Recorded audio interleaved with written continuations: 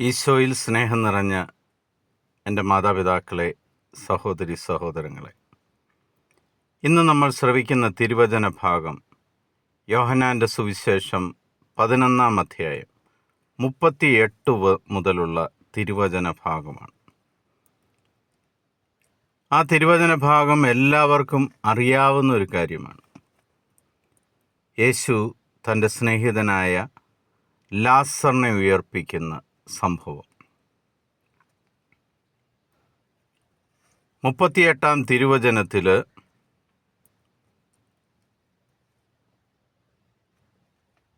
വളരെ വ്യക്തമായിട്ട് ആ ശവകുടീരം എങ്ങനെയായിരുന്നു എന്ന് നമ്മളെ മനസ്സിലാക്കി തരുന്നു.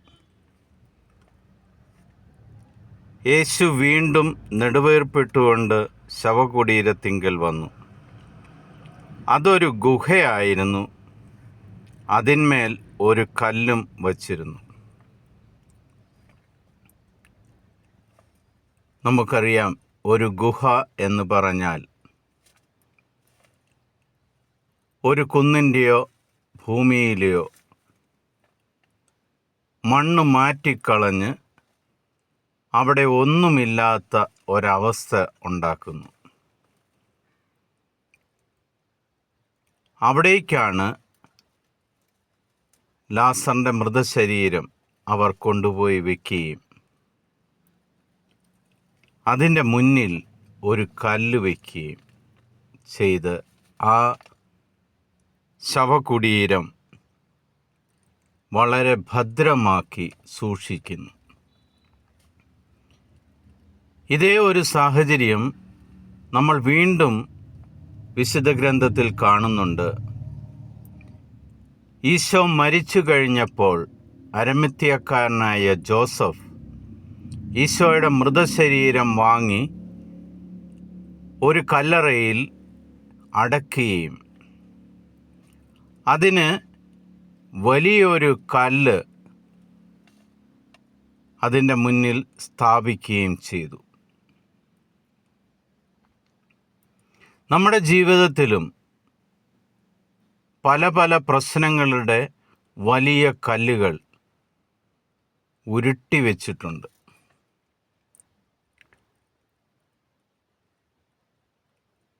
ലാസറിൻ്റെ ശവകുടീരത്തിലെ കല്ല് യേശുവല്ല മാറ്റിയത്. യേശു പറഞ്ഞിട്ട് അവിടെ നിന്നിരുന്ന ആൾക്കാരാണ് ആ കല്ല് ഉരുട്ടി മാറ്റിയത്. ഒരാളെ കൊണ്ട് മാറ്റുവാൻ പറ്റാത്ത വിധം വലിയൊരു കല്ലായിരുന്നു അത്. ഈശോയുടെ ശവക്കല്ലറയിലും ഇതേപോലെ ഉണ്ടായിരുന്നു വലിയൊരു കല്ല്. നമ്മുടെ ജീവിതത്തിലും ഉണ്ട്. സാമ്പത്തിക പ്രശ്നങ്ങളായിട്ട്, രോഗപീഠകളായിട്ട്, മക്കളെക്കുറിച്ചുള്ള ആകുലതകളായിട്ട്, പല കാര്യങ്ങളിലും നമ്മുടെ ജീവിതത്തിലും ഇതേപോലുള്ള കല്ലുകൾ ഉണ്ട്. ആ കല്ല് യേശുവിൻ്റെ സഹായത്താൽ, യേശു അയക്കുന്ന ദൂതന്മാർ വഴി അത് മാറ്റണമെങ്കിൽ ഈശോ വളരെ വ്യക്തമായിട്ട് പിതാവിനോട് പറയുന്നുണ്ട്, അങ്ങാണ് എന്നെ അയച്ചതെന്ന് ഈ ജനം വിശ്വസിക്കുന്നതിന് വേണ്ടി ഞാനിത് പറയുക.